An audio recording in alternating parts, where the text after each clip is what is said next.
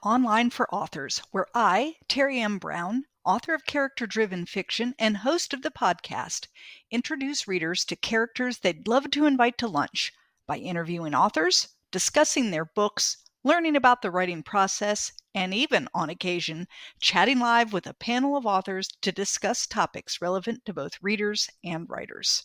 My guest today on the Online for Authors podcast is Ally Dalsimer, author of the book, It's Okay Not to Be Fabulous Every Day. Ally is a published author, award-winning environmental expert, former political candidate, and an experienced life coach. In my book review, I stated It's Okay Not to Be Fabulous Every Day by Ally Dalsimer is an inspirational read, reminding us that although we should have goals and strive to reach them, we don't have to be at the top of our game every single day. In fact, it isn't possible to do so. When that is our aim, we are sure to become disappointed in ourselves. Ally began this book as a book of lessons learned for her children as they began to move away from home and start their adult lives.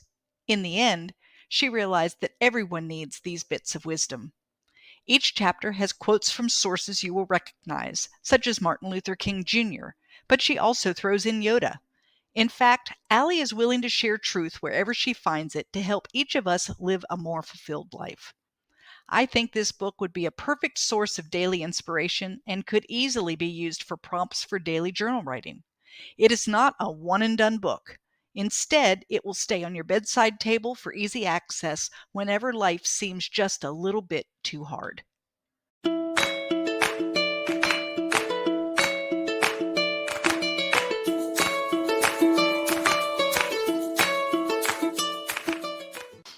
Welcome to Online for Authors. Today I'm talking to Ally Dalsimer, author of It's Okay Not to Be Fabulous Every Day. Welcome, Ally. Thanks, Terry. I'm super excited to be here. I am so excited to have you. Before we get started, why don't you give everyone just like a quick overview of what is this book? Absolutely. So It's Okay Not to Be Fabulous Every Day fills a unique niche in the self-help space. The book seeks to ignite a sense of motivation and foster positivity towards helping everybody maximize their true potential.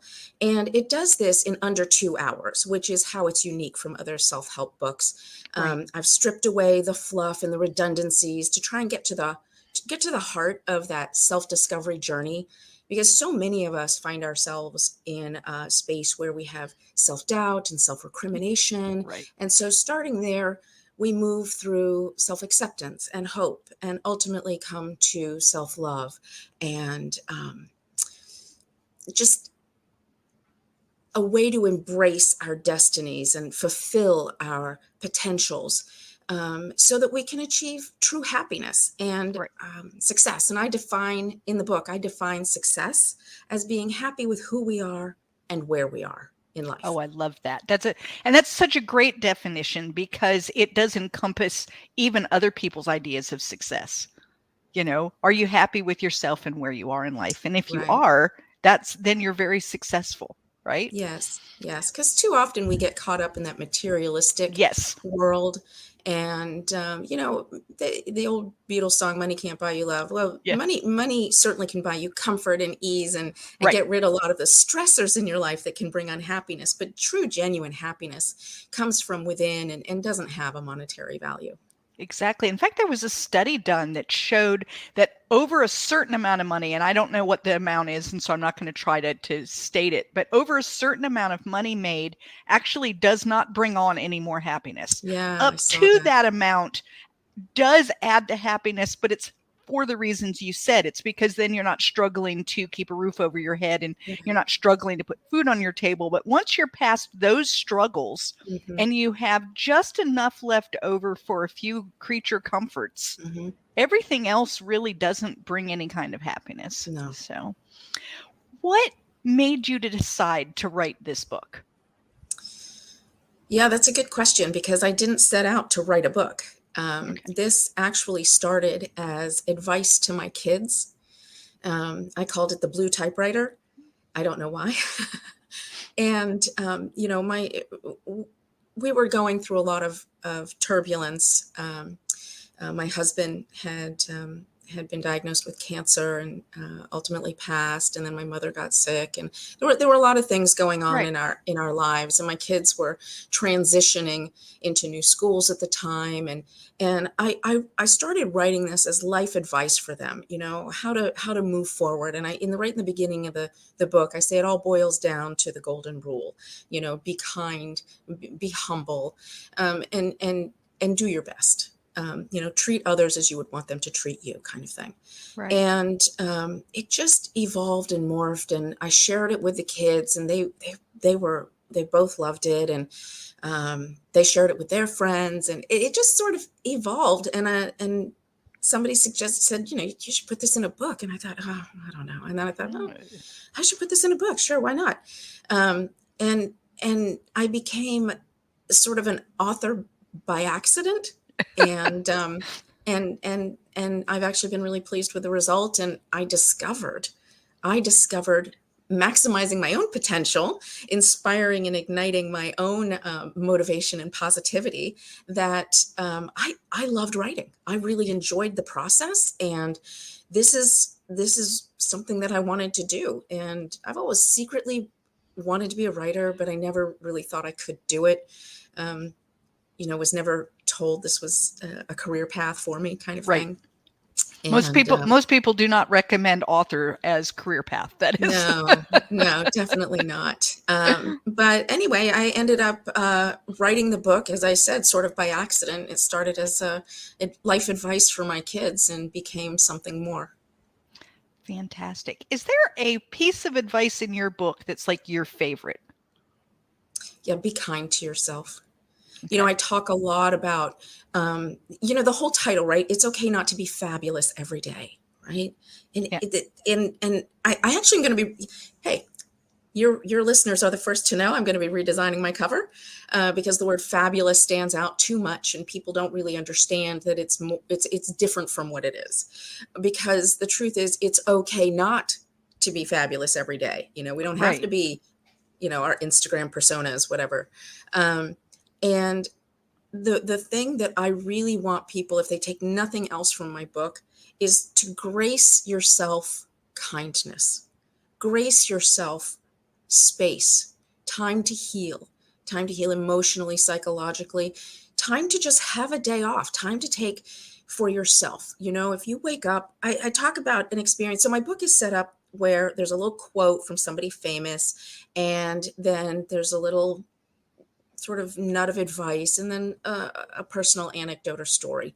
And I talk in early on in the book about how I woke up one day, and I just didn't want to get out of bed. I was like, what's the point? Right. Right. You know, and I don't mean to be a downer here, but it's like my husband's dead, my mother's dead, my kids are gone, you know. Right. And Right. I mean, and we all have those we moments. all have those Yes. days. And I got up out of bed because I was like, okay, I gotta get up. And because at the root, I am a positive person. And I got up out of bed, and I ended up making soup and playing with the cat and then watching TV and going back to bed. And I never got dressed. But you know, instead of being like, oh, I'm such a failure, I'm such a loser, instead, I turned that around and I said, you know what? I made soup. I have something to eat for the week. I played with my cat. My cat is happy now. So these were good things, and they were accomplishments. And I talk about lowering the bar, because sometimes you have to grace yourself some kindness. And I think that would be the one takeaway that I hope people would get from my book. Right. When I was reading that section, I thought, you know, I do that a lot, where you want to downplay what you have accomplished. And then I stop and I say, okay, what have I done today? I don't feel well. Today isn't a great day, but I managed to get 2 loads of laundry done. My kitchen is not in total disarray, and everyone was fed today. Yeah. Not bad. You know, Huge. That's and great. That's right. great. Right. And so it's changing your mindset Mm-hmm. to acknowledge that not every day is a 100% day. That's right. And, That's right. no, really, they're all 100%. They just look different, because Right. 100% today is very different than what 100% might be tomorrow. That's right. And also that downtime, That downtime is not nothingness. That No, it downtime isn't. is your mind and body restoring and rejuvenating. Right. So you're actively helping yourself heal by doing that. Yeah, I love that. I really enjoyed that aspect of the book, that understanding of like who I am and that it's okay to be me and that I don't have to be Superwoman Right. Because you ever. are Superwoman. You Yeah, are a Superwoman. You are but I don't have fabulous to be as you that are. that Superwoman persona, No, that because it idea doesn't that matter what other people right, think. It right. really doesn't. We I wait, noticed that especially, sorry, go ahead. no, go ahead. Go I ahead. was going to say, especially as women, we put so much Yes. pressure on ourselves, right? We put so much pressure on ourselves to be there for other people. We sacrifice our needs, our wants for others. It Right. starts when we're young.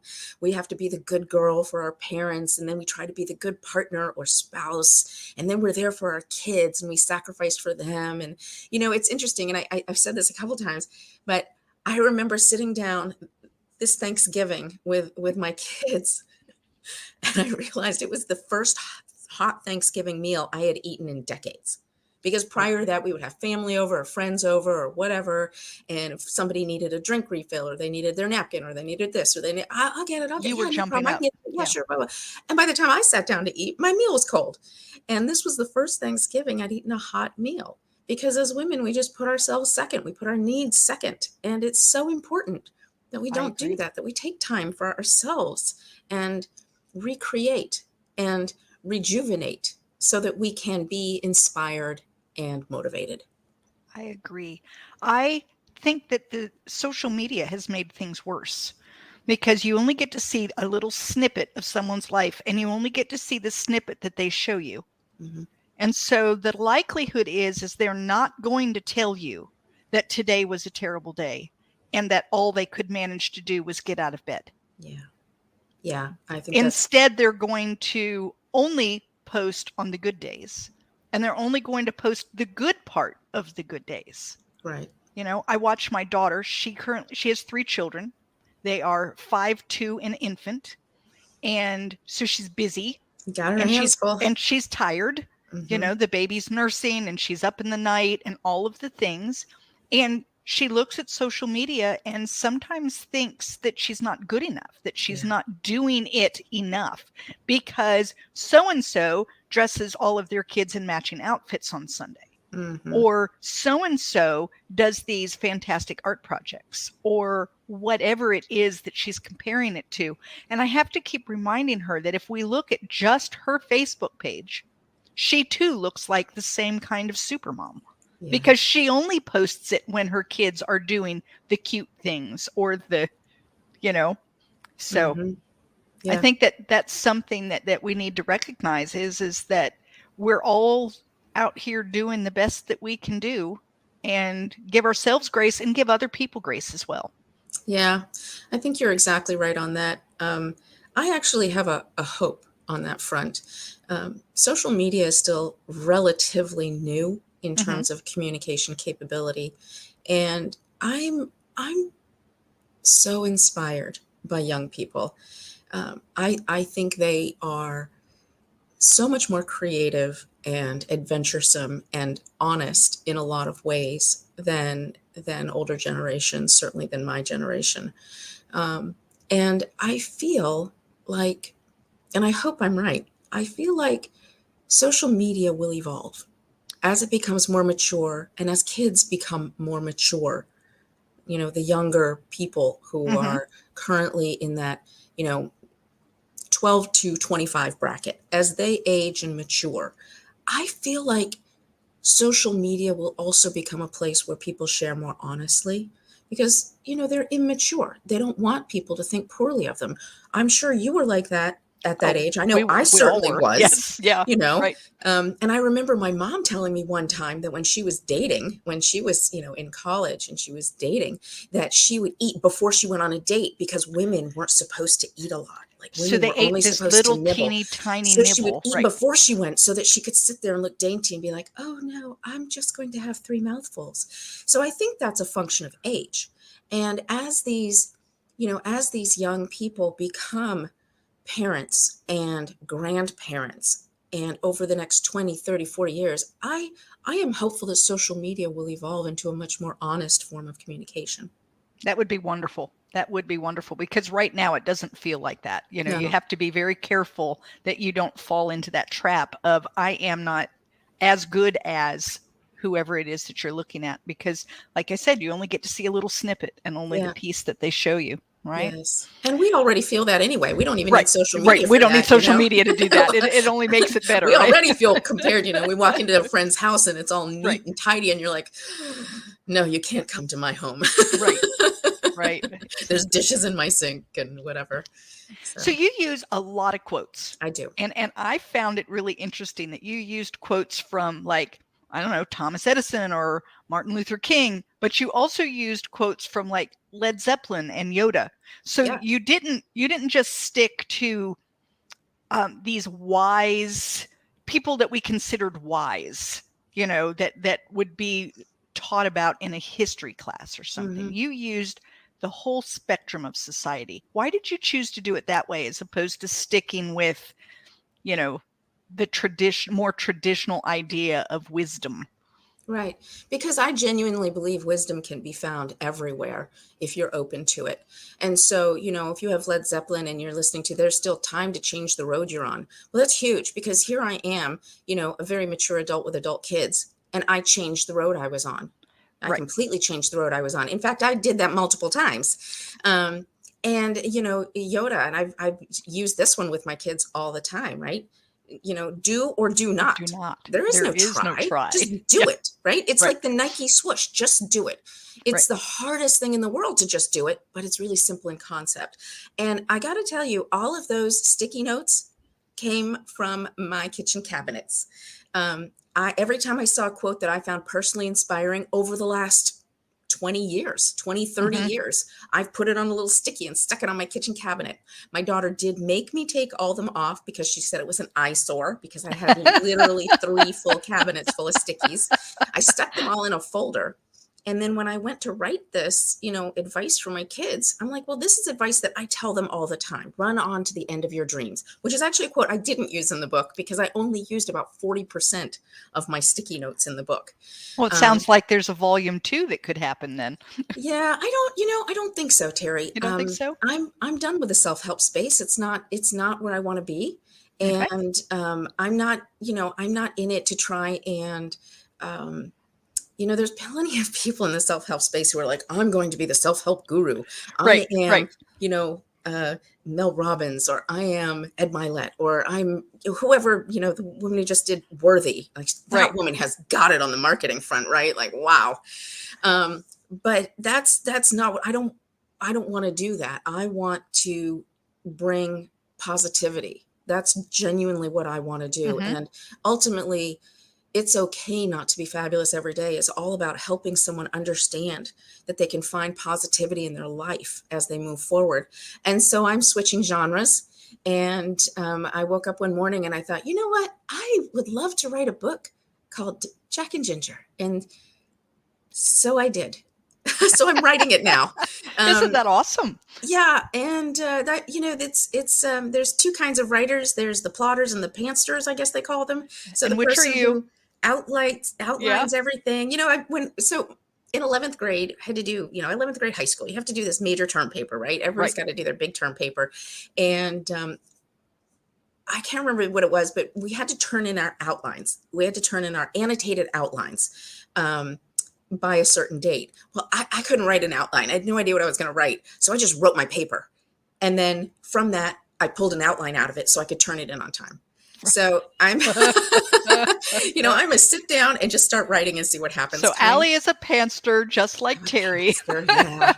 So, yeah, so I don't want to do another self-help style book because I feel like I've said what I wanted to say. And the whole point of my book is that it strips out all that redundancy and fluff. So why create another one if it's just going to basically say the same thing? Right. You know, that's what I personally think that's what makes my book unique compared to the hundreds and thousands of others that are out there because, you know, they all say the same thing I do, but they say it in 300 pages, 500 pages, 250 pages, you know.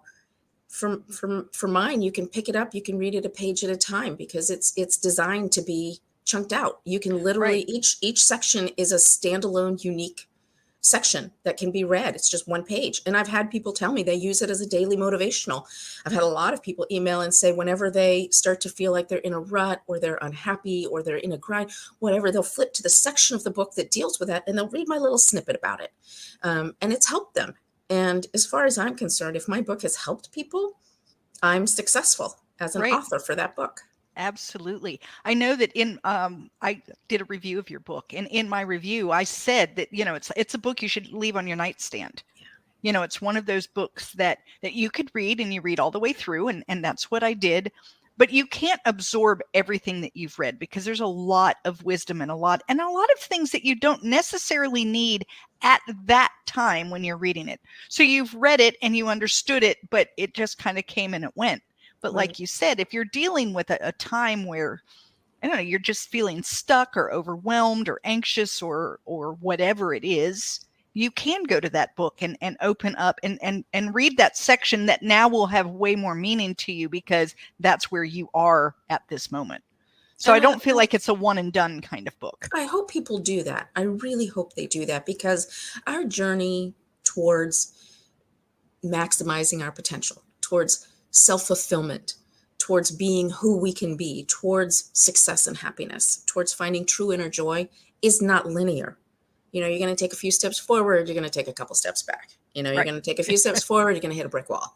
You're going to go to the side, and then you're going to go to the other side. Exactly. So it's not, the arc of the book is a journey that has a lot of multiple steps back, forth, sideways, as you said.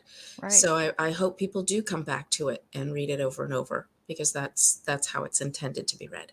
Yeah, fantastic. Who would you say your audience is? Men, women, older, younger? Yeah, that's a great question and something that I've been trying to figure out a lot.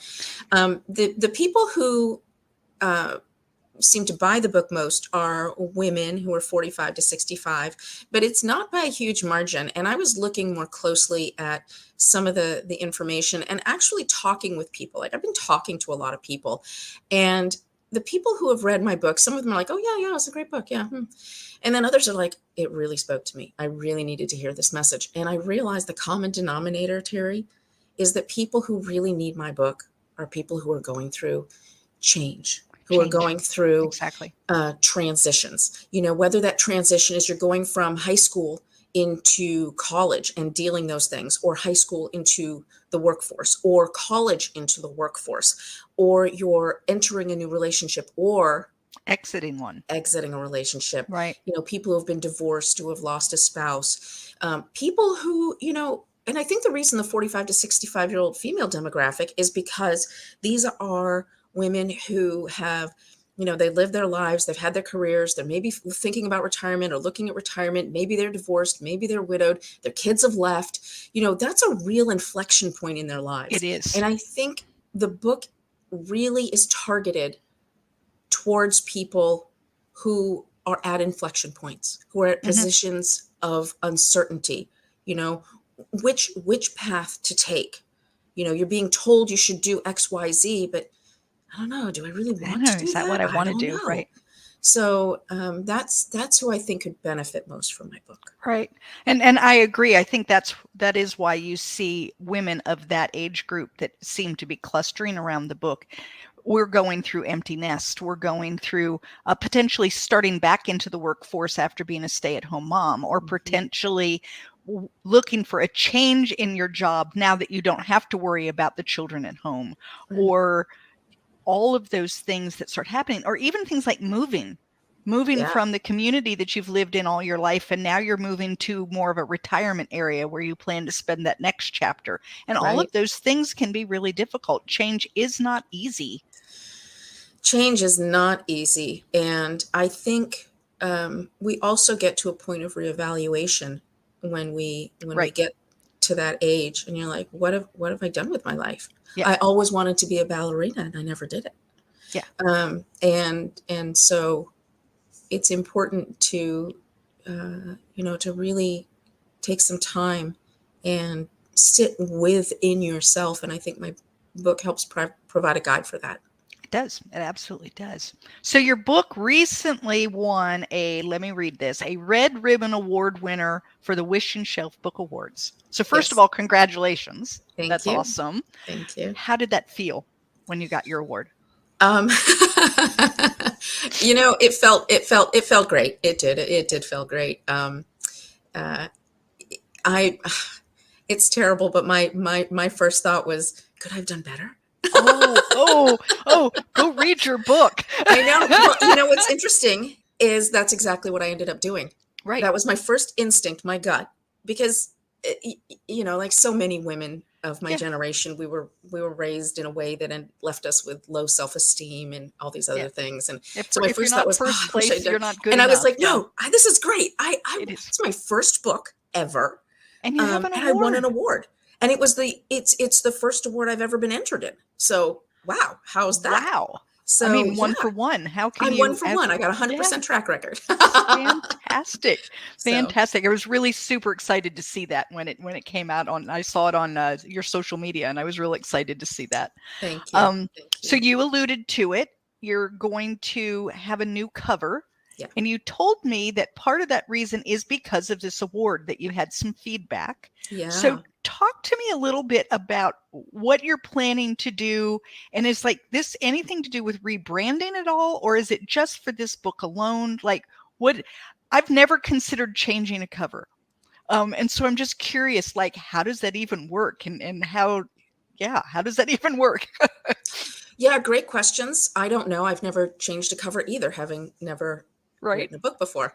And it is part of a rebranding. So as we talked about early in this discussion, I never intended to be an author. I ended up deciding, okay, well, I'm going to put this book out there.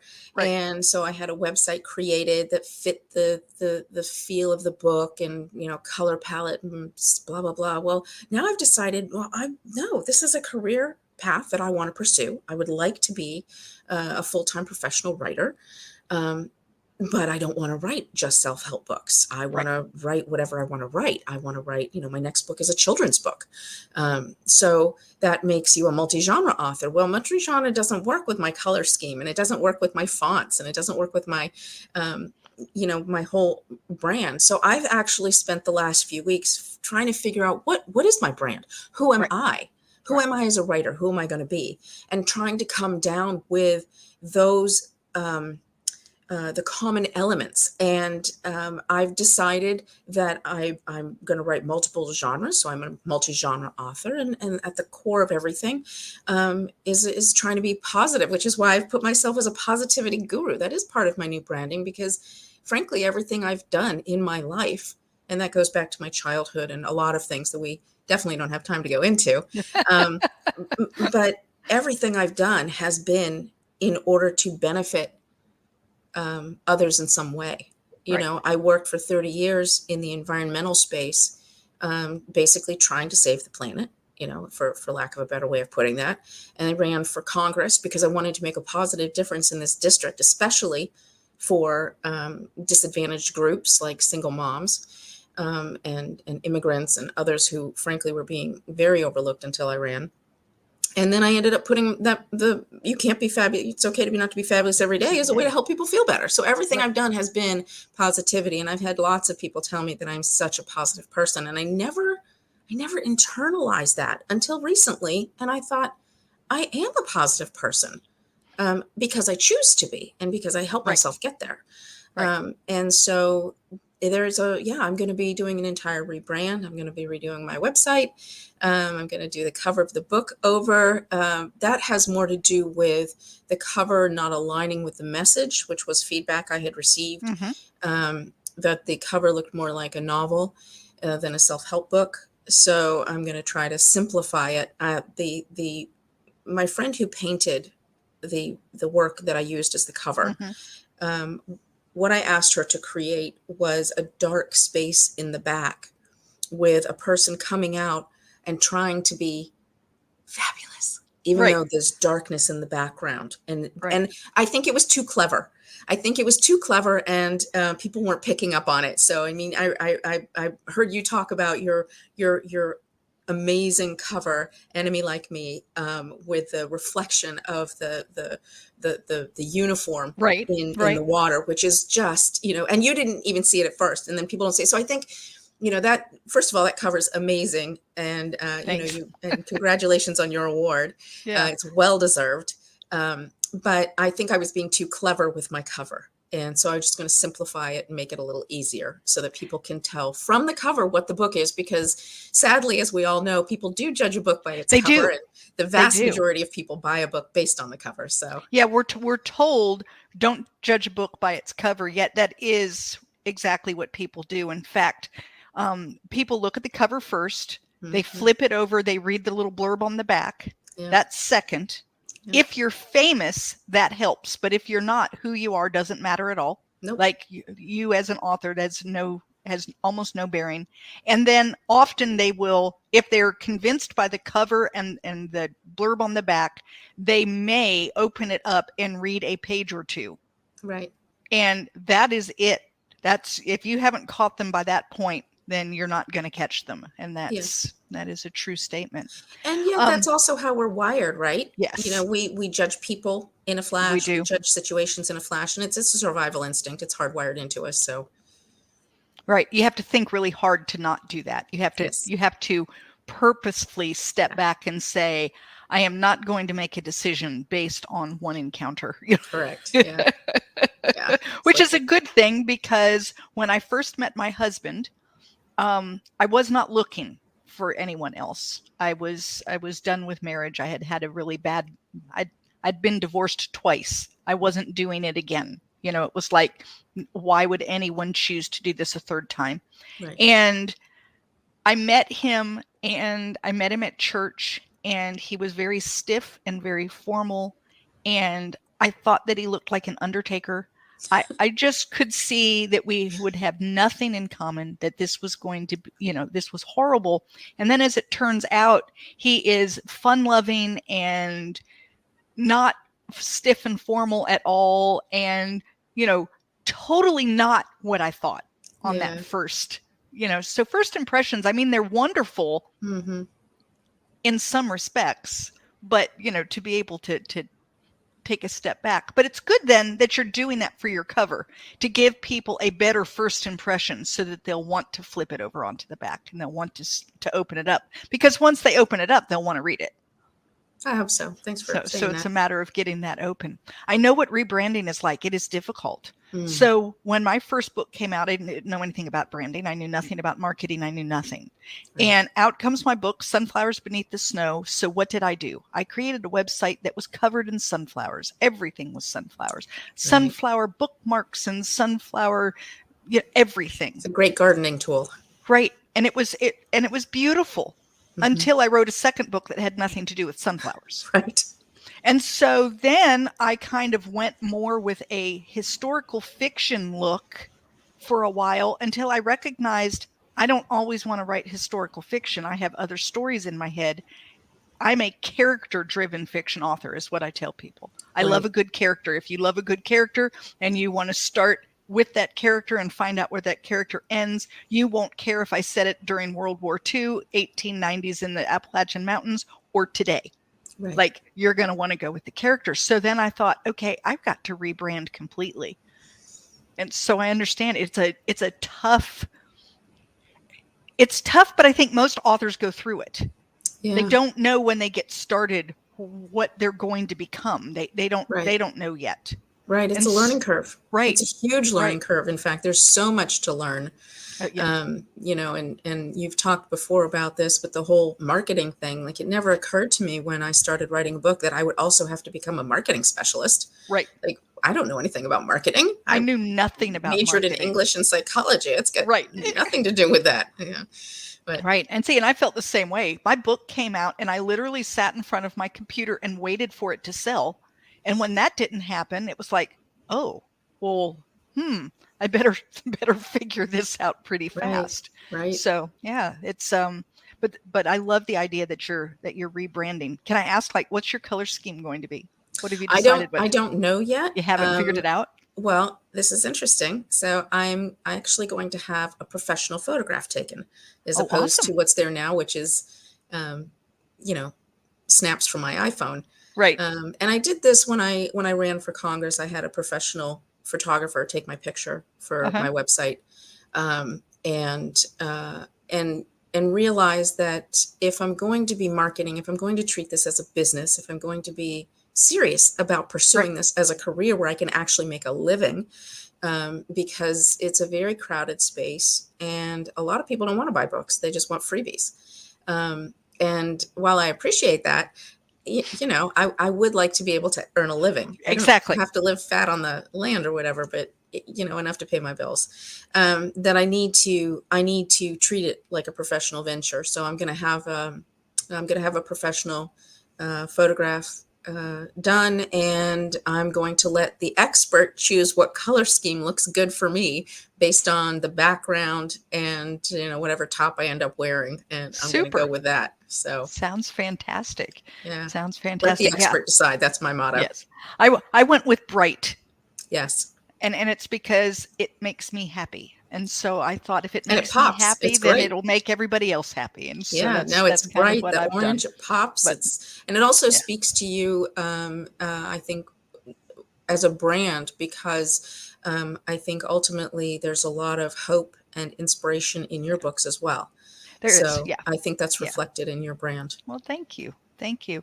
One of the things that I found is that in the marketing is that you don't really market your books as much as you market yourself. And your books are kind of like a byproduct of you. And so people want to get to know you. So Ally, Hmm. they want to know, like, what do you eat when you're writing? Hmm. And where do you write? And do you have to sit in a certain way, or is there a certain time of day? Or, those are the kinds of things that they want to know. And when I realized that, I kind of made my logo. It's just a picture of me. It's my Hmm. picture, and I just have, things around me that, have, Terry M. Brown author, and it's got my website. And I did that because that's who I am. Hmm. And rather than try to reinvent myself every time I write a new book, I am me, and I can be me with all of my books. And that's the easiest thing. Right. I had to think about ease for myself because I just Hmm. can't be.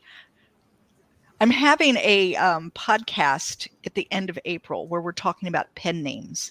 And I'm Ah, really curious about that because I cannot imagine trying to write under a pen name simply because I would forget who I was at all times. I have enough trouble keeping up with myself, let alone me and me 2.0. I just, right. Yeah. Yeah. so, I think a lot of the people who write under pen names, especially if they're writing under more than one name, like not yeah, someone who picks a pen name and that's their name, right. but someone who writes under multiple names. I think that they have more experience than we do. You're on your third book. Some of these people are Maybe. on their 30th book, their 40th book, which Yeah, maybe. blows And my maybe, mind. yeah, But and maybe there's, I don't know. Well, I'm going to have a good conversation about it. I hope to learn a lot and find out, like, what is the reasoning behind it. I just yeah. can't imagine that I would ever want to be more than me. So, Well, I'll be writing under a different name, sort of, for my children's uh-huh. series. I'm planning a series. I'm obviously just Okay. on the first one. Yeah. So I wrote the first book under Ally Dalsimer, my name. But Right. the second book, the children's series, and if Right. I do any others, I will write under A. Dalsimer, Oh yeah. Okay. to But it's differentiate still them so that you. it is still me. Yeah. Well, I'm not doing soft porn or anything like Right. that. So I don't feel like I need to make sure it's a different, Right. it's not like the Anne Rampling kind of thing. Right. I just, or, J.K. Rowling writes under Robert Galbraith because it's a completely different genre and she doesn't want to confuse her readers. So I get Yeah. that. I also think that if you're writing in a completely different genre, you're in a completely different headspace. So maybe it's So not so yeah, hard to keep I separate think after that all. it would be okay in the writing space to be thinking of yourself as someone else. I have trouble imagining, like, how do you market it? Market, I don't know. You can't go on a podcast as Robert when you're obviously not a Robert. So, in looking at websites Yeah. that, for my rebranding, for redoing my websites, I chose one of my favorite authors. I have several, but one of my favorite authors is Anthony Horowitz. and he writes a lot of different genres. Mm-hmm. And he writes, the Alex Rider series, which is a teen spy series. He writes for Midsummer Murders, and he's writing the new Bond, and he's done he did a Sherlock Holmes, The House of Silk, and he's all over the place. Mm-hmm. And I used his website as the model. Right. That's the model that I'm using, because he's, it's like you said, your brand is you. Right. And I feel like he has really managed to, do what he needs to do very well. He's obviously been doing it for a very long time. Longer than my 2 years. Yeah. He's done it as well, for his whole lifetime. Right. So right. obviously he's good, but I think that he's managed to capture it well, because he is at the core of all of his products, all of his genres. Yep. And it's very clear. It's very easy to see on his website. Now, he doesn't write under different pen names, as far as I know, but he does really, I think, do a good job of, as you said, marketing himself, who he is. who right. he is. Right. And this is who I am, and then these are the different wares I have to offer you. Exactly. This genre and this genre, and I like. But that we're on idea. a learning curve, Terry, and you're I know I am further ahead of it on it than I am. But if we're gonna get there. We're gonna get there. I believe it. So, do you want to tell us just a little bit about your children's series? I would love to hear. The first one you said was Jack and Ginger. Yes, it's called Jack and Ginger: An Unexpected Friendship. And it's about an unexpected friendship between a cat and a mouse. And I don't want to tell too much about it. No. I'm still in the manuscript revision, rewrite, revise, blah, blah, blah, blah, blah, blah. It takes a while to do all that. But I'm hoping that it will be out this year, towards the end of the year. Mm-hmm. And it's, at its core, it's a journey of adventure and exploration. It's about friendship and bravery and doing what's right, even when it's hard. And it's about just being a true and genuine friend. Pretty much exactly what your book, It's Okay Not to Be Fabulous Every Day, is doing for adults. It's doing that for children, right? Similar. Yeah. Well, that's why I'm going with Positivity Guru, because everything seems to have this common theme that I myself had not been aware of till others pointed it out to me. Others started showing you that that's where it was. Yeah. I'm curious for my own personal. Are you doing the illustrations, or did you find someone who's going to do them for you? The illustrations have been tough, so I found someone to do the illustrations, an amazing artist, and got the art. However, by the time we got to the point where I've got the illustrations and the art, there was several. So I contacted him early on when I was just thinking about this storyline and what it was going to be, and loved his art. It's a little edgy. It's just fun. It's wholesome but quirky. And I was like, yeah, that's so cool. I love that art. And unfortunately, now that I have finished writing the book, I'm now thinking, it's not the right. I love his art. I love his work. I just don't think it's the right fit for the book, which has a very sweet, kind of old-fashioned, not Winnie quite the so Pooh-esque edgy, kind of. Not so edgy and quirky. Not edgy, not bold in that sense. And so I'm currently in discussions with someone else to see if she can illustrate the book. And I'm hoping that it works out, because her art is perfect. But we're still very early discussions on that. Yeah. That's a whole area of authorship that you are further ahead than I am. I wouldn't have a clue how to get started on children's literature. Well, if you ever decide to do it, I'll be happy to sit down with you so that you don't make Fantastic. all the All the very same. many mistakes I made. I will save you those months of aggravation, Terry. Thank you We'll just so cut to much. the chase, okay? Thank you so much. Yes. That's So, perfect. yeah. And you know, I'll be honest with you, if this doesn't work out with the illustrator, I will not be able to put my book out this year. Right. Because right. I'm Because not it going to takes put time. it out without it. Right. And it does. It takes time, and to have a real artist really doing quality work for you, it takes time, and they don't need to be rushed, and they need to be, you know, they need to be compensated, and they need to be given artistic freedom, and they're publishing their book as much as you're publishing yours. Exactly. So, Exactly. Because their name goes on that cover too. yes, Illustrated by. Mhm. Exactly.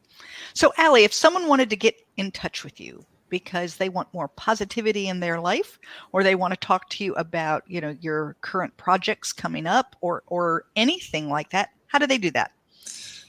Multiple ways. You can reach me through basically all the social media, as well as my website, which is allydalsimer.com, or you can just email me. I'm fully accessible. My email is ally@allydalsimer.org. There is a contact page on the on the website as well, Yeah. if that's easier. But I would love to connect with people. I do have a newsletter that goes out twice a month. You can sign up for it. It's a free newsletter, and I try to provide positivity guidance. I have my 5 minutes of fabulosity, where I try to give people advice that they can use in their lives. And I've gone through a process, so you can go back and look at older issues where we talk about dealing with grief and loss and move forward. And now it's about achieving goals. So, and I'll continue to morph those topics as we move on, because life is a progression.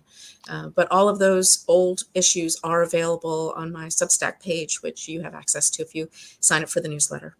Fantastic. Well, Ally, I want to thank you so much for being with me today. This has been wonderful. Thank you, Terry. I appreciate the opportunity, and I'm really glad that we've connected. Thank you for listening to Online for Authors, where I, Terry M. Brown, author of character-driven fiction and host of the podcast, introduce readers to characters they'd love to invite to lunch. Tune in next Tuesday for another podcast episode.